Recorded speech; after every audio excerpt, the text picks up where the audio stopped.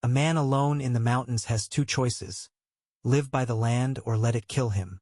I chose the first. My name is Wade Pruitt. I'm 55 years old. Spent half my life in places most men wouldn't last a week. I know what it's like to be outnumbered, to plan 5 moves ahead, to look a man in the eye and know if he's got the guts to survive or if he's already lost.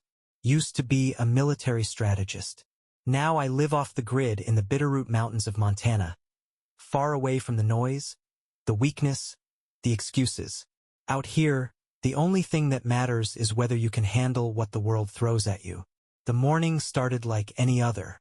Frost on the ground, air crisp enough to burn your lungs. Hauled in a couple of logs, got the fire going, brewed coffee so thick a spoon would stand up in it. Outside, the trees stretched wide and tall, a wall of pines keeping the world out. A man can think out here. No distractions, no bullshit, just the rhythm of survival. Chop wood, haul water, set traps, keep moving. I saddled up my truck for the monthly supply run into Missoula. Didn't need much. Some canned goods, ammo, coffee. Maybe a few bolts for the cabin repairs. I didn't like going into town more than I had to. Too many people, too many questions. Small talk was a waste of breath. People in town always had something to say. Why'd you leave? Don't you miss it? Like a man can't just want peace without some tragic damn backstory. Traffic crawled near the downtown stretch. Missoula had changed since I left. More condos, more people who couldn't gut a fish if their life depended on it. I pulled into the store parking lot, shut the truck off and stepped out.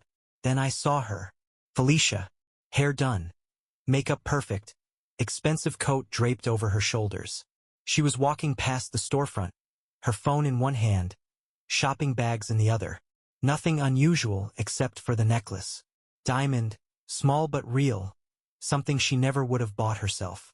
I knew because I used to buy her jewelry, and she never cared for it. Said it was a waste of money. She turned her head slightly, laughing at something, and that's when I saw him. The man walking beside her, tall, well-dressed, carrying his own set of bags. A casual closeness. The kind you don't have with just a coworker. I stood there for a moment, hands in my jacket pockets, watching. No anger, no shock, just a quiet, settled understanding. I had seen this kind of thing before. You spend enough time in the world, you learn to recognize the signs. The way a woman straightens up when a certain man enters the room. The way she suddenly cares about little luxuries she never did before. She never saw me, neither did he. They disappeared into one of those boutique stores that sell things with no real use. Things people buy to make themselves feel important. I exhaled, let the cold air settle in my lungs, and turned toward the hardware store. I had work to do. Inside, the place smelled like sawdust and metal the way a proper store should. I picked up what I needed: bolts, nails, a new blade for my hunting knife. At the counter, Old Man Roy leaned against the register, eyes sharp beneath thick brows. Hell, Wade. Thought you were hibernating. He scanned my supplies, grinning. I slid a 20 across the counter. Just stocking up. Roy bagged the items and leaned in slightly. You still talk to Felicia? Not much. He nodded like he already knew. Heard she's been out a lot. Fancy dinners, nice jewelry. He let the words sit. Roy wasn't one for gossip, but he also wasn't blind. That so? I took the bag, met his gaze. Yeah, just figured.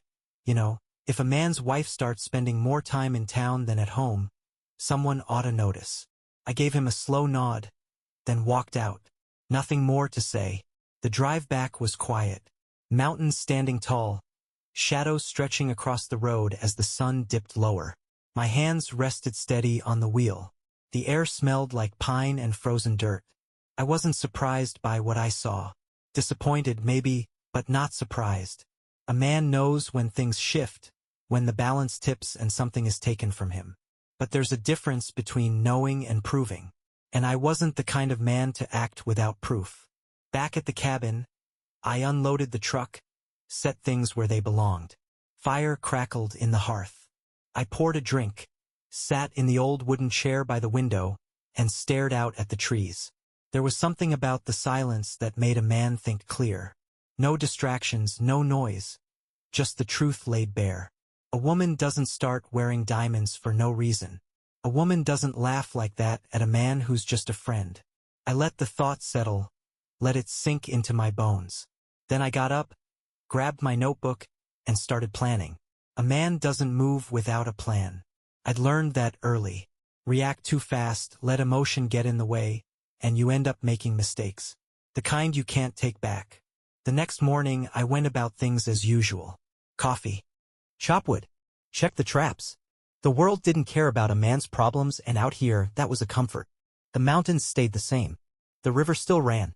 The wind still cut through the trees the way it always did. No matter what happened, the land remained steady and indifferent. I spent the afternoon reinforcing the fencing around the property, making sure no predators had been poking around. Got halfway through stacking firewood when the phone buzzed in my pocket. Felicia's name flashed on the screen. I let it ring twice before answering. Yeah? Hey, Wade, she said, all casual, like nothing had changed. Just checking in. Haven't heard from you in a bit. Been busy. A pause. You coming down this weekend? I knew what she was asking. We still had a house in town. I built it with my own two hands, but it had become her place. She stayed there more than she came up here. Always an excuse, work, errands, too cold, too quiet. Not sure, I said, keeping my tone even. Another pause. She was thinking. All right. Well, let me know. Then, just as she was about to hang up, she added, I miss you. She didn't. She missed something, maybe the version of me she used to know. Or maybe just the comfort of having me in the background while she played whatever game she was playing in town. I hung up without saying it back. That evening, I made a quiet drive back into Missoula. Not to see her. To see something else. I parked a block away from the restaurant where she liked to have those late meetings, the kind that ran long enough to make a man wonder. From the truck, I had a clear line of sight. Took my time. Watched. Sure enough, she was inside, sitting across from the same well-dressed bastard I'd seen before. Clark Redding. Event planner, smooth talker, the kind of guy who wore designer shoes but couldn't tell you the difference between maple and oak. He leaned in when he talked, smiling just a little too wide. Felicia touched his wrist when she laughed, an easy, natural motion. The kind you don't fake. I sat back, let my fingers drum against the wheel. This was confirmation. I'd already known, but now I had something solid. A man can't act on suspicions alone. I didn't storm in. Didn't make a scene. That wasn't my way. Instead, I let them finish their meal, let them think they were getting away with it. Then, when they finally walked out, I snapped a single picture from the truck. Just enough. I wasn't gathering evidence for a divorce lawyer. I didn't need legal revenge. I needed control. Driving back up the mountain, the gears turned in my head. I wasn't going to break. Wasn't going to sit around feeling sorry for myself like some soft-handed fool who'd been caught off guard. No, I was going to do what I did best, plan. At home, I set a fresh log in the fire, poured myself a drink, and got to work. My handwriting was slow and deliberate as I started mapping things out. Names. Timelines. Weaknesses. Felicia needed validation. Clark needed excitement. And people like that? They never stop looking for more. I thought about Richard Ingram, Felicia's colleague. Ambitious. Cutthroat. The kind of man who saw people as pieces on a board. He'd know about the affair. Probably already using it to his advantage. If I nudged things just right, I could push it further. Felicia thought she was playing a game, but she didn't realize she was just another pawn. I picked up my pen and wrote 2 words under Richard's name, leverage point. Then, under Felicia's name, let her dig her own hole. As for Clark, he was too easy. A man like that doesn't think past the next thrill. He'd burn himself out soon enough. But I could make sure the fire spread in just the right direction. I sat back, watching the flames flicker in the hearth. This wasn't about jealousy. Wasn't even about anger. It was about control. The way I saw it, Felicia had already made her choice. Now it was my turn. A man doesn't win by reacting. He wins by waiting. By knowing the moment to strike. I'd seen it 100 times before, men who let their emotions run them straight into ruin. Felicia and her new plaything thought they were careful, thought they had their little secret tucked away safe. But secrets don't stay buried when the ground's this thin. I spent the next few weeks putting the pieces in place. No sudden moves. No explosions. Just steady, quiet action. First, I made sure the right people saw what they needed to see. Not directly, not in a way that led back to me. People in town talked, and all it took was a little nudge to make sure they were talking about Felicia. A friendly conversation with an old acquaintance here, a subtle question there. Felicia? Roy asked one evening when I stopped by the store. Haven't seen her up the mountain in a while. No, I said, shaking my head as I paid for my supplies. She's been busy. Work's got her all over the place. Late nights.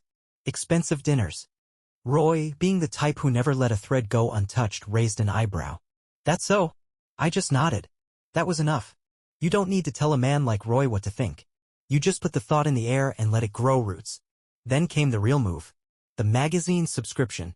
Missoula had this little community publication, the kind housewives and office workers like to thumb through between meetings and coffee runs. I'd subscribed under a different name just to keep things neat, and every few weeks they ran little short stories, fiction, supposedly. One afternoon I sat down at the old desk by the window, cracked my knuckles, and started typing. The story wasn't long.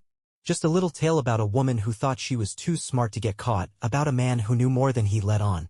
The kind of story that gets under people's skin because it sounds a little too real.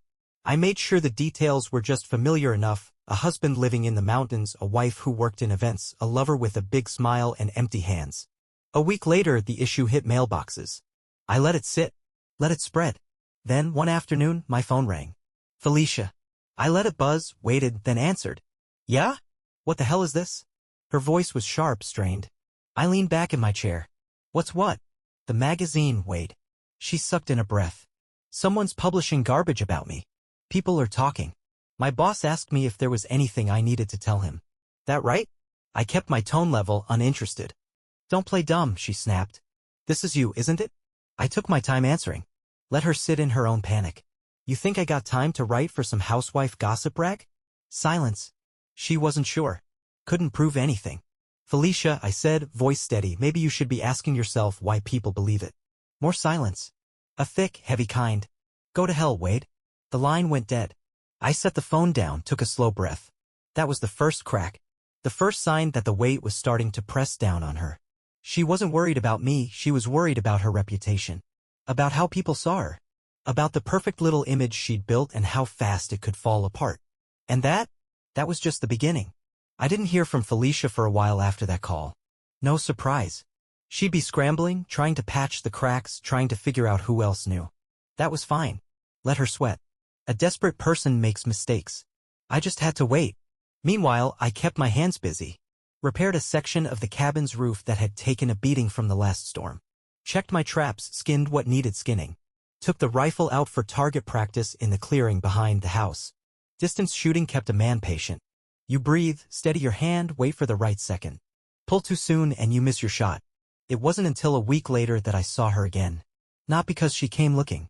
I just happened to be in town, sitting at the counter in Jasper's diner, drinking coffee that was too thin and listening to the kind of morning chatter that told you everything you needed to know about a place. Then she walked in. She didn't see me at first. She was too busy talking to Richard Ingram. Ingram was smooth in that politician way, sharp suit, slick hair, the kind of guy who smiled too much and always had a hand in something. He leaned in as they talked, low voice, the kind that held a little weight. Felicia nodded, arms crossed, her back stiff. She looked tired. Worn in a way she hadn't before. Good. They slid into a booth near the window. I watched out of the corner of my eye, taking a slow sip of coffee. Ingram did most of the talking. Felicia frowned, shook her head. He said something else. She looked away, lips tight. A moment later, she grabbed her purse and stood. Walked out fast, heels tapping sharp against the floor. Ingram stayed where he was, drumming his fingers on the table. Then, without looking, he said, "You can stop pretending you're not watching, Wade." I turned my head, met his eyes. He was smirking, but it wasn't a friendly one. I took another sip, set my mug down. Didn't think you and Felicia had much business together? He shrugged. People in our line of work, he gestured vaguely. We cross paths. Your line of work, I said, voice flat. Meaning what? He laughed, shaking his head like I was some dumb animal. You don't miss much, do you? I didn't answer. He leaned forward slightly. I like to keep my options open. Keep my information current. Felicia's been useful, but it seems she's in a bit of a tight spot. That's so. She's slipping, Wade. People are starting to talk. Her job's on shaky ground. The boss doesn't like mess. He tilted his head. I figure you already knew that. I didn't respond. Ingram sighed, sitting back. Thing is, I can only protect her so much. If she becomes a liability, well, he gave a slow shrug. He wanted something. Leverage, a reaction. Something to confirm how much I knew, how much I had a hand in all this. I wasn't about to give it to him.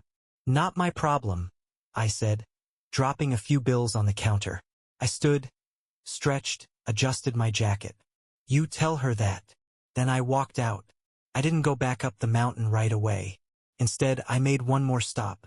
The printing shop. The owner, Mitch, was an old-timer with a bad knee and a good sense of discretion. I placed an envelope on the counter. A collection of photos, printed copies of text messages. Just enough evidence to make things real. Mitch didn't ask questions. Just nodded. These go out tomorrow, I said. Every name on that list.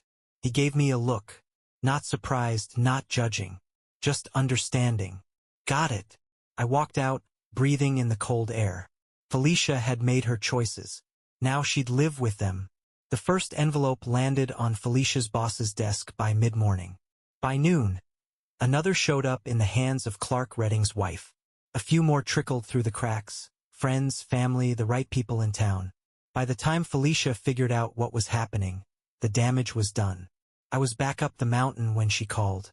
Let the phone ring until it went silent. 5 minutes later, it buzzed again. I let it go. She left a voicemail, her voice shaking with a barely contained edge. What the hell did you do, Wade? I didn't bother listening to the rest. A man who's drowning will flail before he goes under. That's what Felicia was doing now, grasping at anything she could to pull herself out of the hole she'd dug. But there was no footing left. That night, the storm finally hit. A little past 10, I heard tires crunch over the gravel road leading to my cabin. Headlights cut through the trees, bouncing against the porch. I stayed where I was, sitting in my chair by the fire, glass in hand, waiting. A door slammed, footsteps, then a sharp knock. I took my time standing, stretching my shoulders before making my way to the door. When I opened it, Felicia stood there, hair windblown, coat thrown over her shoulders like she barely had time to put it on. Her eyes were wild. You son of a bitch, she spat, shoving past me into the cabin. I closed the door behind her, slow and easy. Cold out, I said. Better close that before the fire dies. She spun around, eyes blazing. How could you do this? You ruined me, Wade. I leaned against the table, arms crossed. I ruined you? She shook her head, pacing the room like a caged animal. Do you have any idea what you've done? My boss put me on indefinite leave, which is their polite way of saying I'm fired without saying it outright. Half my friends won't return my calls. People look at me like... She stopped, hands tightening into fists. Clark's wife left him, took half of everything, and he blames me for it. I let out a low breath. Sounds like a mess. She laughed, sharp and bitter. You think this is funny? I pushed off the table, walked to the fireplace, tossed another log onto the flames. The crackling filled the silence between us. No, I said finally, turning back to her. I think it's justice. Her face twisted, something between disbelief and fury. Justice? That's what you think this is. You made your choices, Felicia. My voice was calm, steady. I just made sure you had to live with them. She stared at me, chest rising and falling with short, sharp breaths. For the first time in years, I saw something real in her expression. Fear. Not of me, but of what she'd lost. You didn't have to do this, she whispered. You could have just let me go. I took a slow step toward her, not towering, not menacing, just standing in my own space. I did let you go. You just didn't notice. She blinked, and for the first time she looked small, like a woman who'd spent her whole life thinking she was too smart to get caught. I walked past her, opened the door. The night wind howled against the trees. Your car's running, I said. She hesitated. I didn't watch her leave, didn't wait for more words. Just closed the door and locked it behind her. That was the last time Felicia ever set foot on my land. The storm outside howled against the cabin walls, but inside, it was quiet.